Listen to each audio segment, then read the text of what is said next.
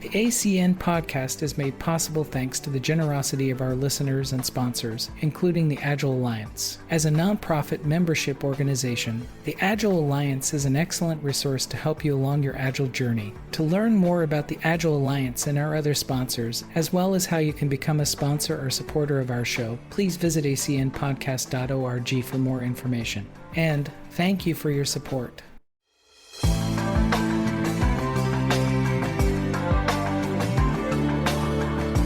Hello, everyone. Welcome to the Agile Coaching Network. This is session number 62. 62. It's like, that just seems weird for me to actually say that number.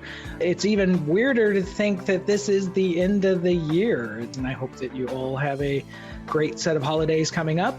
We are brought to you by Agile Alliance. Agile Alliance, if you don't know who they are, they're a nonprofit organization that's been supporting the Agile way of working since 2001, since the signing of the manifesto. As a matter of fact, some of the founders of the organization were signatories of the manifesto, and they basically started this nonprofit organization that since started as a conference, now it's a full-blown nonprofit that's doing all sorts of things across the industry, lots of good stuff, which if you want to go take a look at them, go to agilealliance.org. If you are a member, thank you.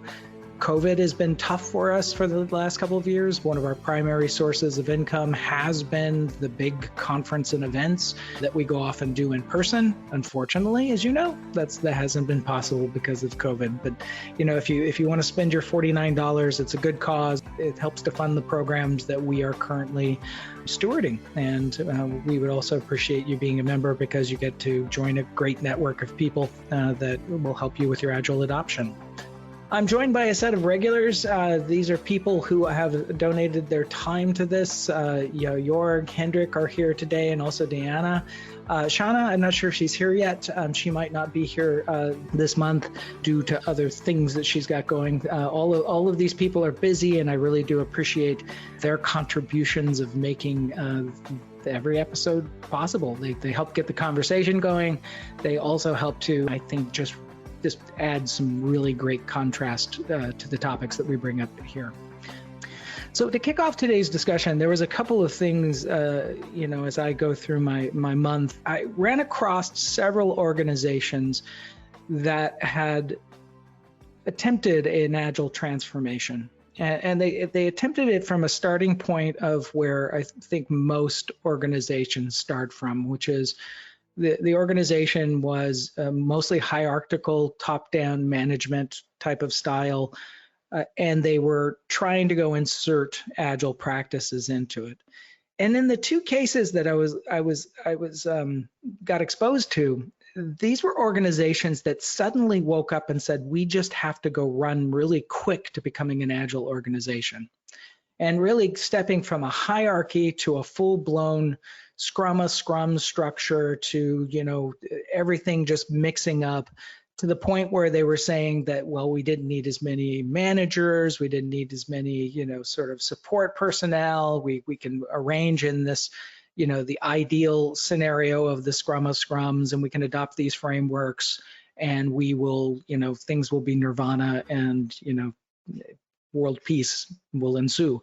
But in the cases that I was listening to over this month, that was not the case. They actually ended up where the organization had close to 40% attrition, which people just stepping from the kind of the boss hierarchy to the sort of a little bit more towards self-management without coaching and mentoring, or even with the coaching and mentoring they were getting, some people just left. They just said that this has become a chaotic situation for them, and they decided to leave.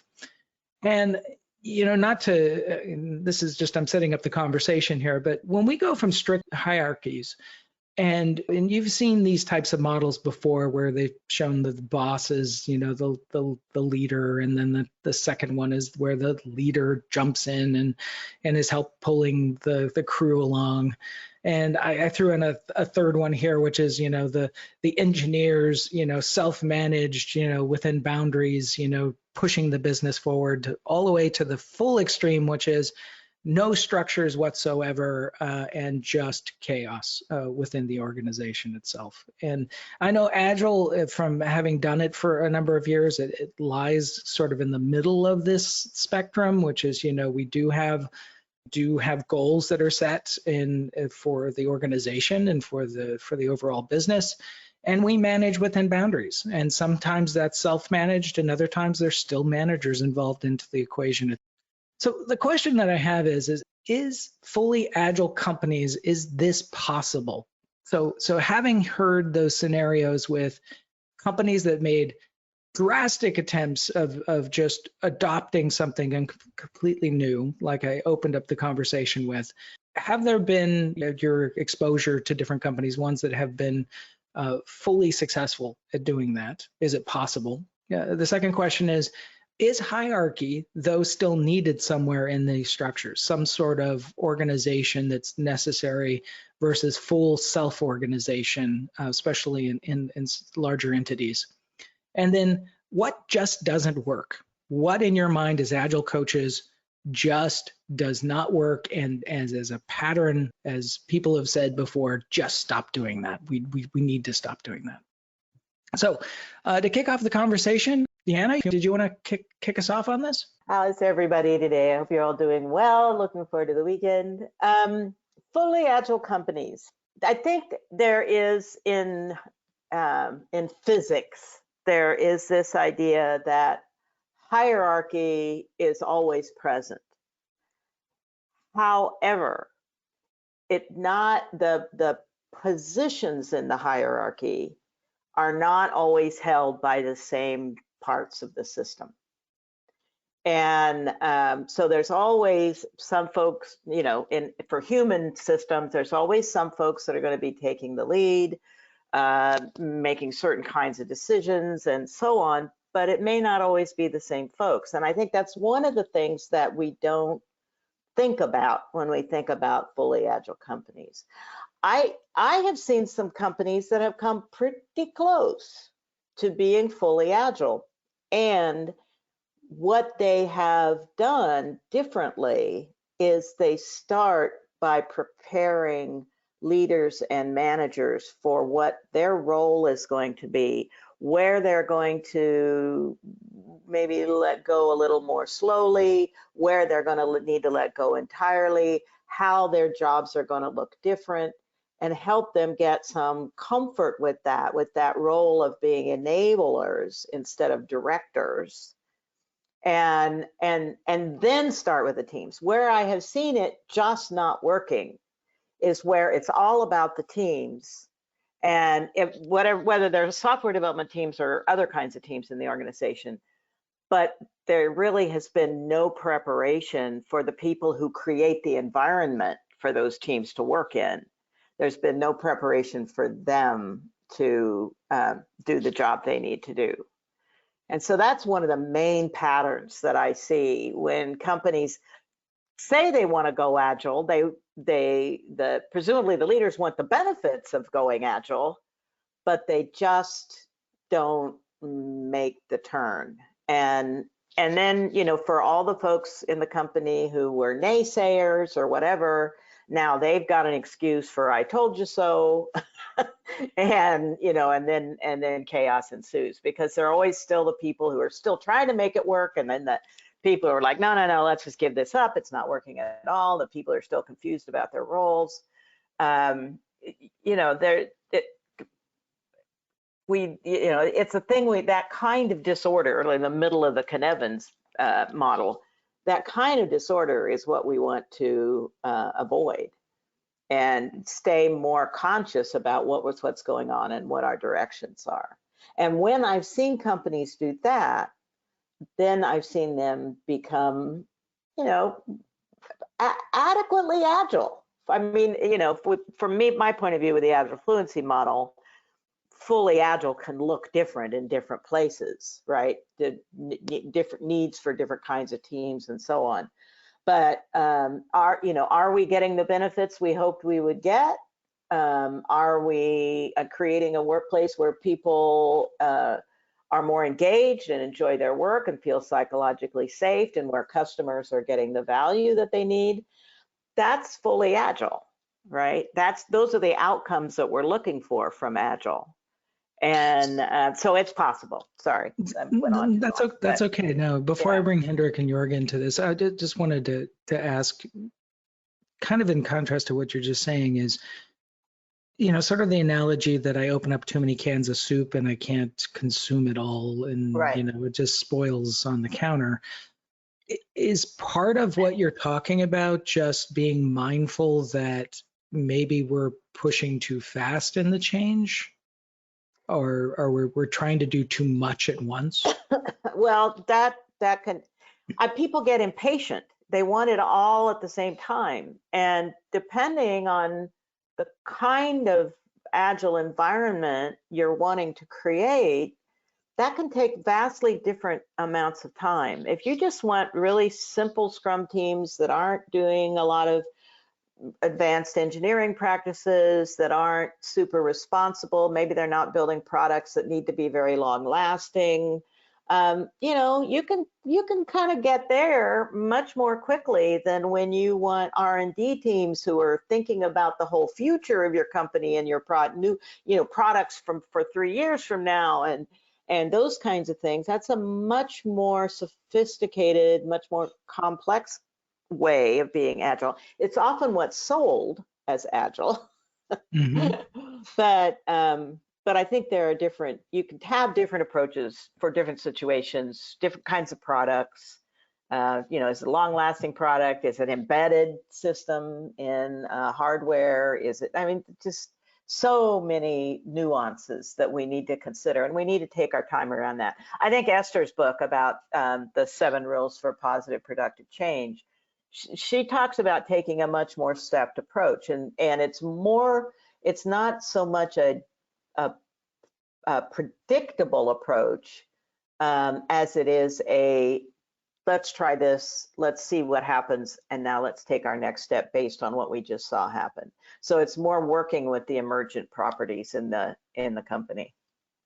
Okay. Hendrik, what do you think? Yeah, Diana said a lot of good things. Maybe I address this from another angle. So first of all, I think there's a huge difference, at least I make it, between Agile and agility. So what we want actually is agility, the agility of an organization, of a company, to adapt to changing customer needs, market environments, changes in the employee landscape, and whatever changes are coming to a company. So we want to be agile on that, adaptive, and so on. Does that mean that everybody in the company needs to use agile practices? Definitely not, because in a company there is a lot of different functions, and they are all confronted with different kinds of challenges. And while agile practices are really good in environments or in contexts where you have a relatively low predictability, there are also jobs in a company where you have a relatively high predictability, and there may be lean approaches, or maybe even Six Sigma-ish kind of approaches, still are absolutely valid. So it's a very contextual thing. Yeah. So for example, a software development usually is quite unpredictable, because you're all the time creating new value, and for that, agile practices are really good. Also from a risk management point of view, because there are so many unknowns that you need to slowly explore your way forward with a lot of feedback loops and seeing, am I succeeding or not, or what can I do and adjust. While, let's say, you have a test environment, yeah, you are managing a test environment which should be highly automated, a staging environment.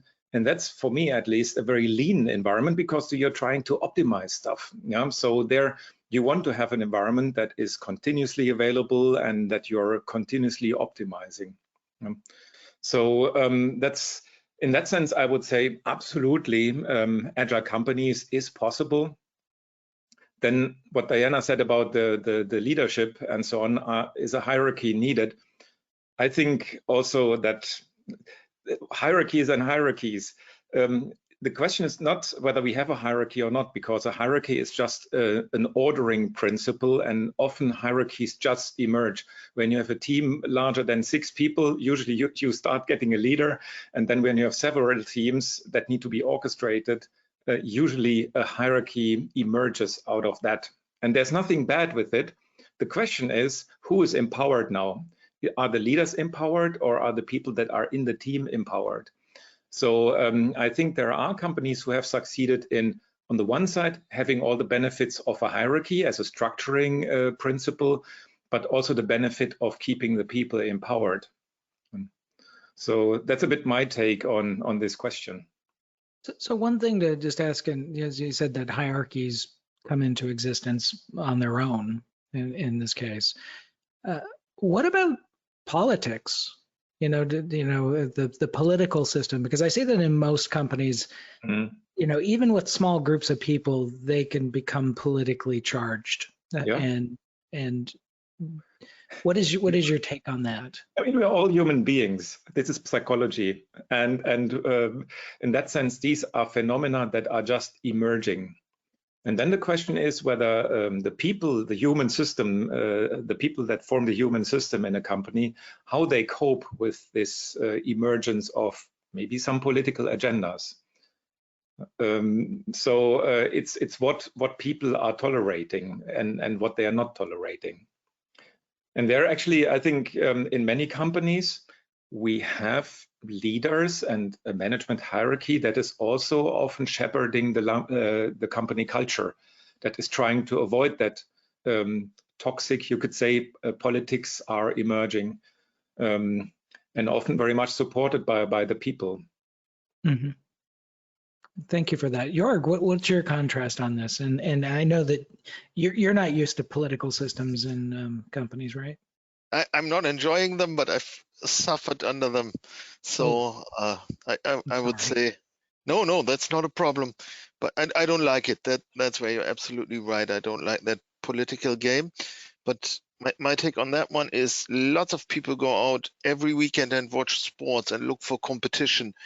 And so that's definitely in our nature that we want to have competition. That means there is always that I want to be better than the others, and the split we and the others is somehow always emerging. But there's one thing that actually doesn't work in German, but works very well in English. The question is, are we competing against somebody or with somebody? If we're competing with the others in the company, we are at a really good point to make that what feels like politics into a drive and again unifying factor, with still having that human need to not having everything perfect, because if everything seems perfect, we look for problems. We go out and find something to worry about. So there's no way to go for perfection that would actually make us unhappy. So that's not where we want to go anyway. So allow for this, but make it a supporting thing. Make it visible that we're working with each other. And that's the important thing. We're not looking for chaos in Agile anyway. We're looking for improved discipline by respect for the others. And that definitely generates a structure and some kind of hierarchy. And so question is, do we have fully agile companies? For me, that there's just no end to this. You go to the level you need, and then you look for what else you need when times change. And the main capability is being able to change without destroying the good things, or getting stuck in the old things and not changing. These are the two things that really make the company agile, or maybe you could as well call it resilient, because that goes together. And I think some companies are best served, as Hendrik indicated, doing exactly only a part of what is agile and doing the other part in a different way. That is totally fine. And I would say to their need, they are fully agile. isn't competition just sort of a natural system within businesses? I mean, we've never fully within Agile organizations got rid of, well, what's my next promotion? So therefore I have to compete for that. There's all sorts of competition components built into it. Yeah, So, definitely. But the question is, what kind of competition is it? Is it the competition where it matters to be better than the others in relative terms, or is it to give your best and do that analogous to humor? I can laugh with you because something is funny, then we are all laughing, and that's probably giving us positive energy. Or I can look for somebody who's vulnerable and laugh at him, and this is then a bad thing. And you can do the same thing in competition. If you respectfully compete and acknowledge that somebody else is better, then you all grow.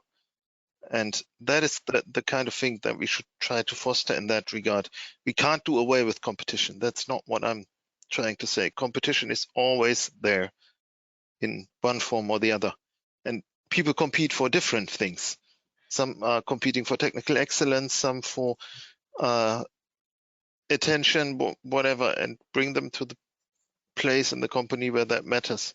Keep that in mind. Yves, what do you want to add to this? Yeah, I wanted to, well, do the question because what was said is that it's a natural thing to do competition, and I'm not sure. I'm a person that actually I prefer collaboration, and I lose interest when I see competition. So I wonder if maybe I'm just a very strange human being, and I'm just alone, but I wonder, is it really that natural that all of us want competition? My experience is that in some field you will be comparing yourself and you want to get better.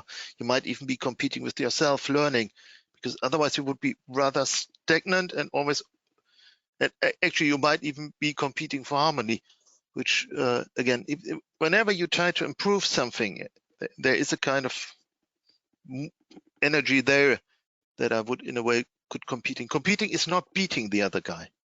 That's not the thing, but it's a good part of comparison that some people feel more strongly in one way and some in the other. But I think the mechanism is always there. It's never just happy-go-lucky in all kinds of your environment. You might find that in some place because you're competing on another field. That's quite possible. I agree for the part with improving, because but I never call that competing. I personally don't call that competing. For me, it's just improving myself. I've never seen that as competing with myself. I need to think about that. Pete, you had your hand up. Did you want to add something to this?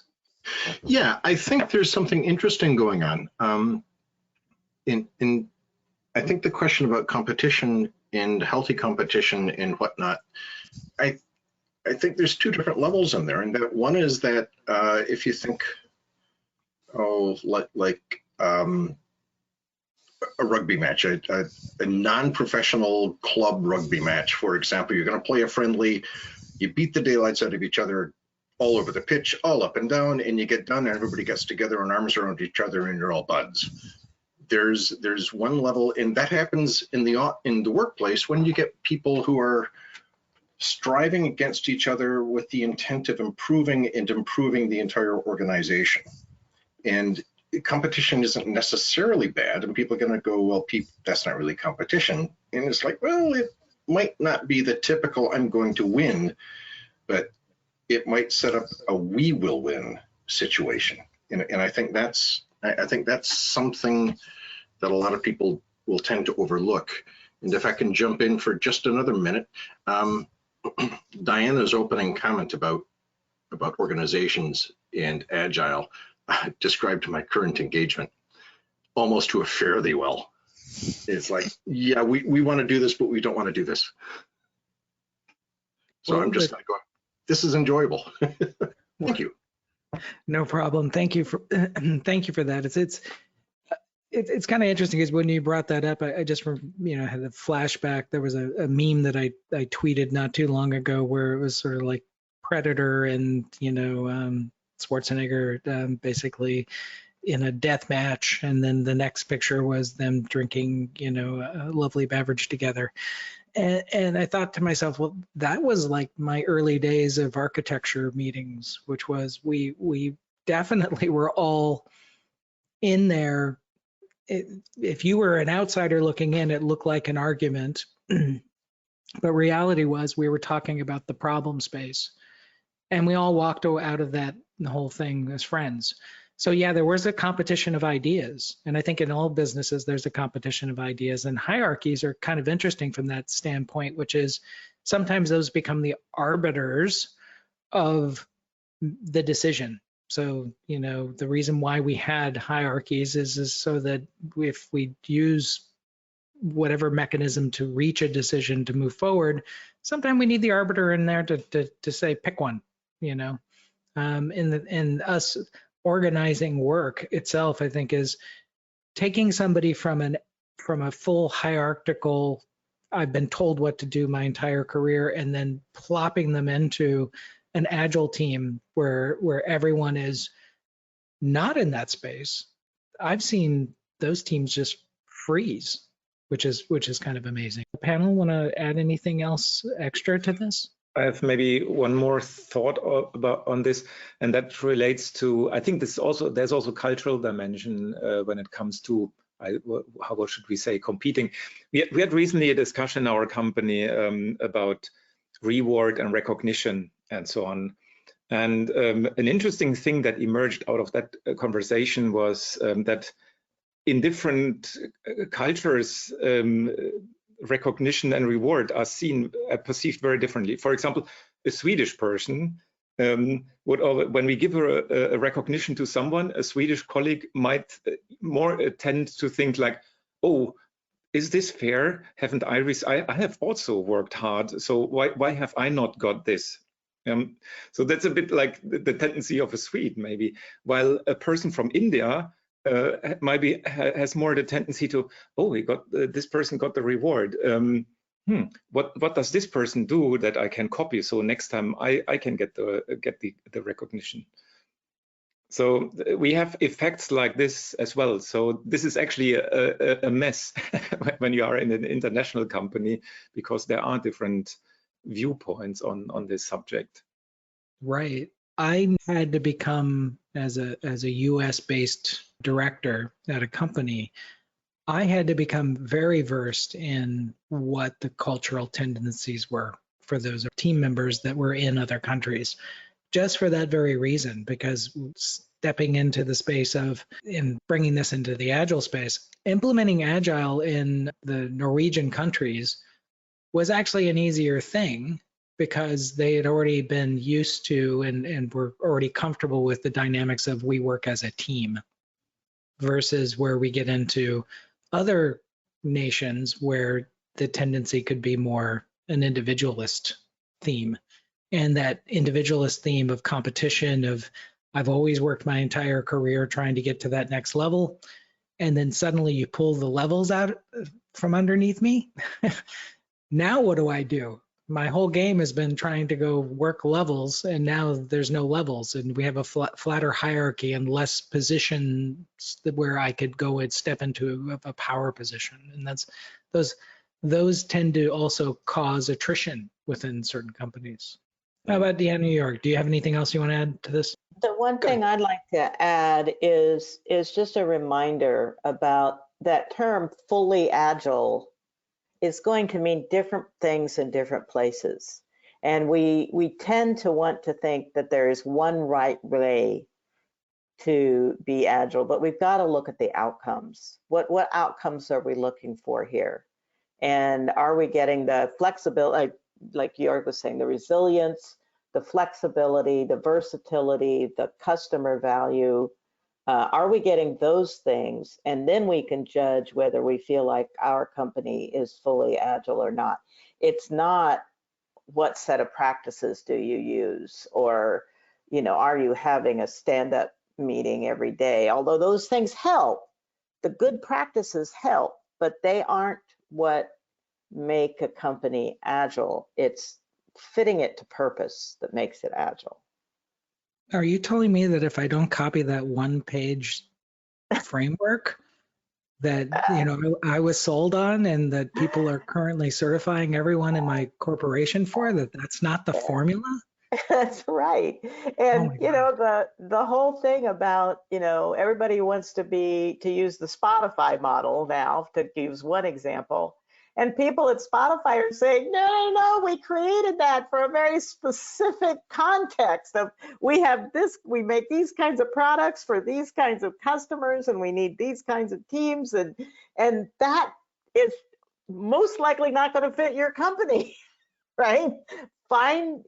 Create your own, use practices, but make sure that you're getting the benefits that your company needs, not what some generic Agile, in air quotes, company out there might need.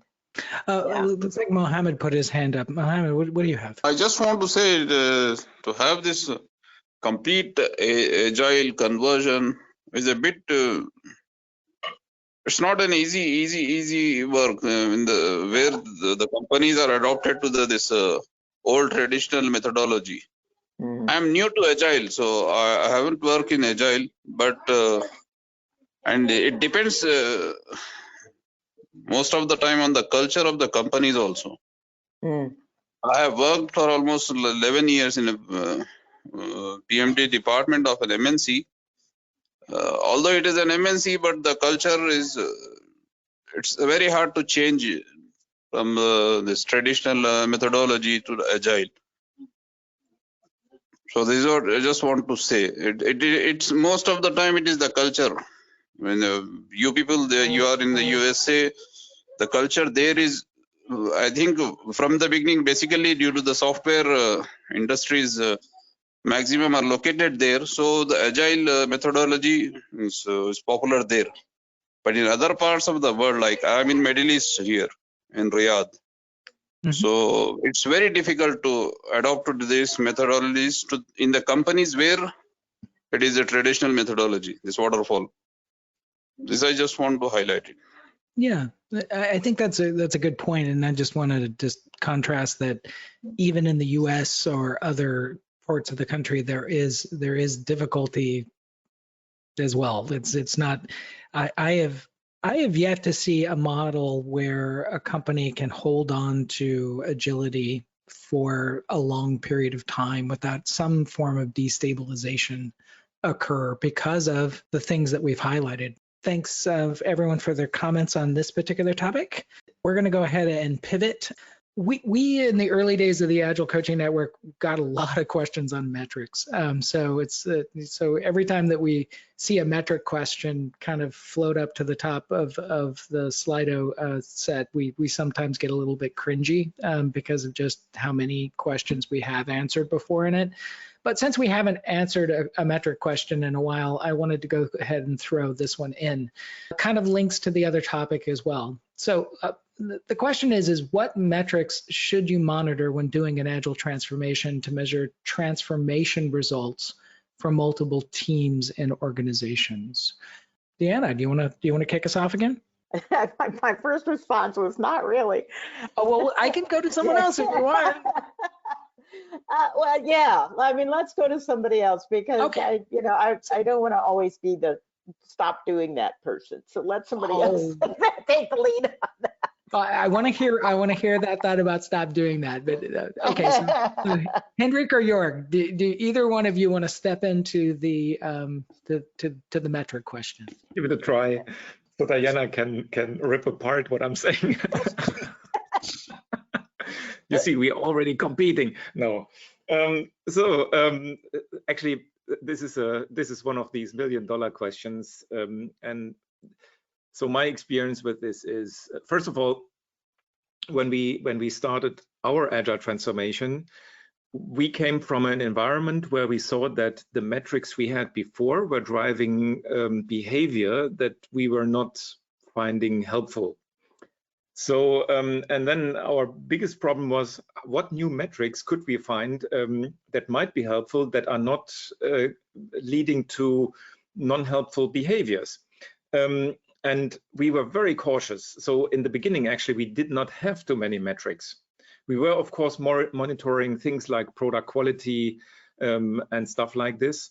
But the foremost thing we did, especially in the initial transformation period, was to measure employee satisfaction and empowerment. So we were more going into the soft factors of the whole thing, seeing, do people feel empowered? Do they feel supported? And I mean, empowerment means they got the training, they feel they can do it, their leaders let go and let them do and decide and so on. All these kind of things we were measuring. And then the overall measurement of how motivated are you or how satisfied are you? And that was actually our most important guiding factor in the very beginning. And then only later we slowly brought back other things where we were monitoring not only quality, but also, for example, what we actually do in the meantime, again, is delivery precision, because our customers are asking us to deliver on a certain point in time, and we need to see how far off we are. But we don't do this anymore. We have said we don't measure our people, we are measuring our performance as an organization. So now we use the data to get a feedback on what can we improve. So team velocity, for example, that's a measurement that the teams use to reflect on their own performance and think, how can we maybe do something about improving the velocity? Or in the management would be looking into how good were we in predicting maybe the deliveries. And based on the data, the respective teams are learning. Okay. Jörg, how about you? Yeah, first of all, I agree that the measurement you should be doing should not be individuals or teams against teams or anything like that. Try to look at the outcome. You started that transformation for a reason.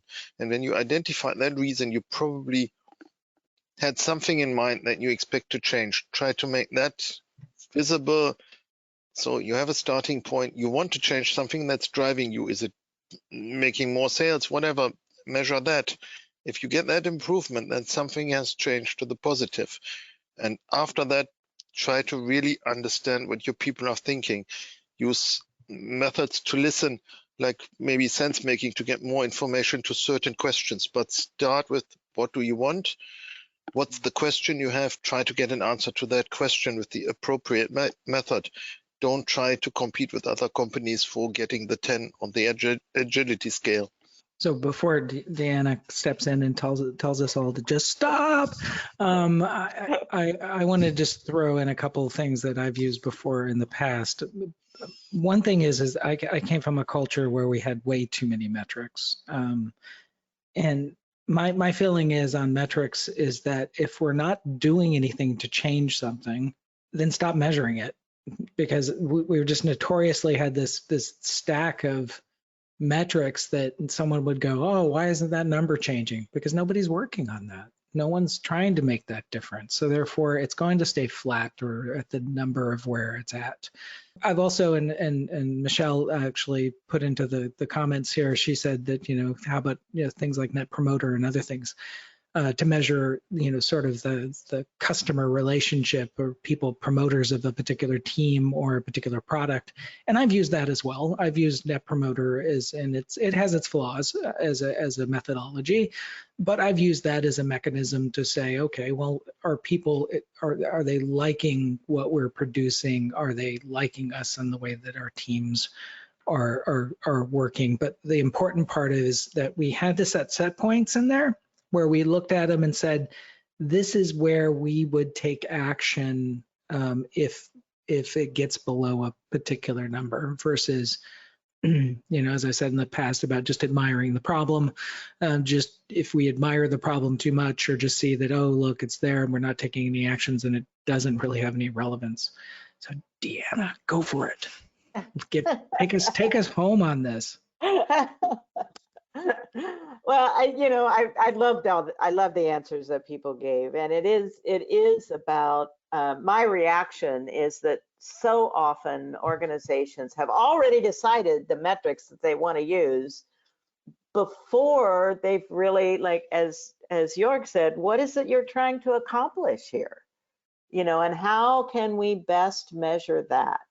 And how do we And how do we keep our measurements focused on the systems that we're creating and not on trying to find ways to blame the individuals or the teams in that system? You know, all the behaviors we get are a function of people in their environment, right? And so our lever points are the environment, are the whole system.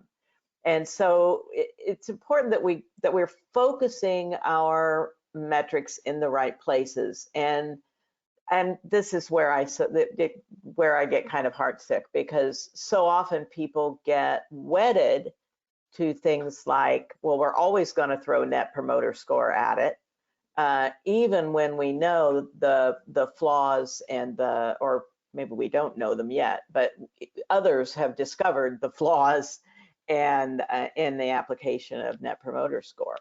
So it's these metrics are not one size fits all, and we need to take care in how we apply them. I liked what Henrik was saying, of course, about, you know, the thinking it through carefully and not starting with metrics, but starting with taking some action, seeing what happens, and then later on deciding, well, what does that tell us about what we need to measure? And all of these kind of transitional things are learning opportunities for the organization. We have to be learners when we are in software development, when we're creating these kinds of products.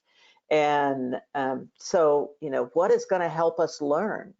Not what is going to help us blame or judge or do those other kinds of things that demoralize people, that make it more difficult for people to get work done. What are the things that are going to, what can we measure that will help us learn? And if we're not learning, and this also is something that you just said, Roy, if we're not using it to learn something, then stop doing it. That's where the stop it comes in.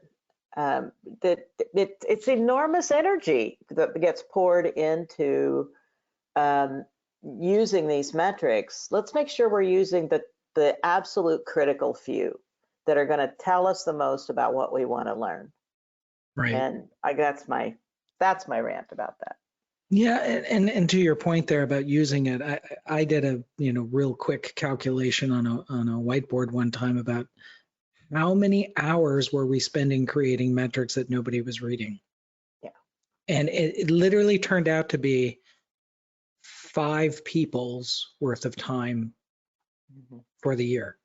And it was like 5 people that could be doing other things, or maybe that should just be one person doing that, but definitely not 5 people that are doing it. Tell one more story about Jerry Weinberg used to tell a story about when he would go in to do change efforts in organizations, and how one of the first things he would do is tell everybody to stop writing reports and then wait until you see who asks for the information before you start writing them again. That's awesome. And I love, that's a great metric. Who asks, if we're not producing these reports that we used to think we needed to produce, whoever asks for them, right? So there's a lot of different kind of metrics we can think about. I was notorious for Easter eggs, and for exactly that same purpose. I would have a metric that would show the next month of metric package that my defect rate went up like 400%, or the number of high priorities of this, or we went over cost by, some billion-dollar number that I would put in there, just to see if somebody would catch it, and I think one person did in an entire year of Easter egg planting. So it's like, absolutely, I agree with you on either you stop doing them and seeing who screams and complains, or the second part of that is that, yeah, who is reading it and who's finding worth from that. One other thing just in this, and when we talk about agile transformation measurements in particular, and back to Hendrik's point about employee satisfaction, and that I think it kind of links a little bit with with the transformation stuff that we talked about in the first question, which is when someone decides to leave the organization because they've been fed up or something's not working correct. I've always was bugged by metrics around attrition rates, because it's something that is sort of like, well, that just shows you how badly we screwed up. Question of recovery is that we lost talent of people who are now potentially going up onto websites talking about how horrible we are and other things. So that's going to make it even harder to pull in people. So my question of the intermediate metrics, and Hendrik, maybe you can help me in this, in the employee satisfaction as an example. Specifically, what actions were you taking as an organization where if people were completely dissatisfied with things that were going on? What was the action in management for your organization? So we took the data and we were discussing them in our leadership team. So that was one of the important things we did. So retrospectives are not only for Scrum teams. It's a practice you can use very easily in your leadership team. So we did on the leadership team organizational retrospectives where we were taking this data, and then we would be discussing, okay, why did this dissatisfaction emerge? What is the impediment that is frustrating people, and what can we do from a leadership perspective to react to it, or to respond to it is a better word maybe. So it was always, there was a strong team up between the leaders in our organization to discuss, okay, what can we do? There again is one of the reasons why, I always am sad when you guys reject my resume. So. And that I don't live in your country. Those two things. Pete, you have your hand up. Yeah, thank you. So I'm just going to take us back a little bit about the metrics. And I guess most of the time when metrics are put together, it's for the good cause. But what I've seen over and over again is the interpretation after all these data and insights has been, kind of collected, especially when it gets to the people with authority, and I'm talking about leaders. Now, the use of these metrics and data, especially when it talks about, comparing the teams rather than, encouraging the people or looking at the improvement that have been done over time. So most of the time, I've seen that when we'll talk about metrics, especially in the beginning, it's all about, we really want to see how continuous improvement is monitored over time, how people are improving, or in hindsight, how can we connect the dots such that we can see that the transformation is going along the line as a system, hand-to-hand system. But at the end of the day, most times, and this is my opinion, the insights that are gathered that are supposed to be used to measure continuous improvement kind of backfire, especially when the elephant in the room use it to really compare teams that are actually probably not really working together, not delivering the same thing. And this is where the problem always come at the end of the day. Right. The question now is, how can we ensure that the intent at the beginning aligns with what it is used for at the end of the day? That I have not found answers to. Probably someone on the call today would have very good examples of when this alignment has occurred in the past. I think Hendrik kind of hinted at this, and you're welcome to step in and talk about this as well, Hendrik. But the retrospective process, the us practicing and looking at, are these still the relevant metrics that we want to go measure? I've always thought of metrics as being sort of like the check engine light in my car. They are the pointer that a problem may exist. I need to now ask the next questions not that they are the definitive answer that my transmission just dropped out and hit the pavement. It's giving me some indication that we have to have the conversation of something. To stay in your car analogy, I think you have maybe these indicators on your dashboard, but another indicator that's very important is your ears and your body. You hear when something sounds differently in your car and you start wondering something wrong, even while the indicator is not indicating anything. And that's the kind of sense making that you do when you have a retrospective on a leadership team level where you see what are we seeing here. So you need to be a multi-sensory organization. I love that. We could probably spend a whole session just talking about that. Maybe we'll do that in December when we're all together for the Supporting Agile Adoption Work Group, which would be great. So I would like to thank everyone. Just to let you guys know of some stuff that's coming up. We have on Lean Coffee on November 24th. It's right before Thanksgiving. Nothing gets an appetite better than a nice, lean coffee session right beforehand.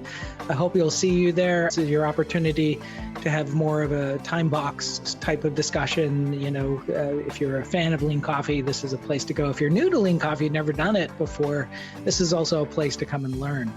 The other big event coming up is the MiniCon coming up in December. And this is a free event for everybody. It's sort of a combination of Agile Alliance's 20th birthday celebration bash. Let's get together and just talk about Agile, and it's a great networking event for you and others. If you're not a member of Agile Alliance, you can come to this. The Lean Coffee thing, that is an Agile Alliance member benefit that you can just join by just the $49 payment that you do, and that your dues is paid, and you get to get into all those cool events. But the MiniCon's going to be good. Esther Derby, I think, was mentioned earlier in the conversation. She's going to be one of the keynote speakers. I think Doc Norton is also going to be there, and a lot of other great speakers will be there, and we would hopefully have you at the event. We'll also be doing networking and just some open jam sessions and stuff to just talk about different stuff. The other big news is, guess what? We are taking and looking at the data around COVID, and we have made the call that we feel that we could get together safely in next year, specifically July 18th and 22nd. We will be having Agile 2022 in Nashville. There's a lot of companies that I know that are in Nashville that, we definitely want you there, but also we are going to create a safe environment for people to come together and have the big Agile conference experience again, and having it back. I know that I've missed this. I think when we were talking before the call started, the hosts, we were talking about, even for the people who are typically the introverts, we are all kind of screaming inside, wanting to get out and really talk in person with people about Agile and Agile development. And definitely we would like you to go take a look and come and bring friends and everyone else over to Agile 2022. Last point is that the next Agile Coaching Network will be doing a recording in December, and you will see a release of a December podcast that will be coming out. Look for that. But then our next event will be on January 28th, and it'll be a new year. And I look forward to seeing all of you there.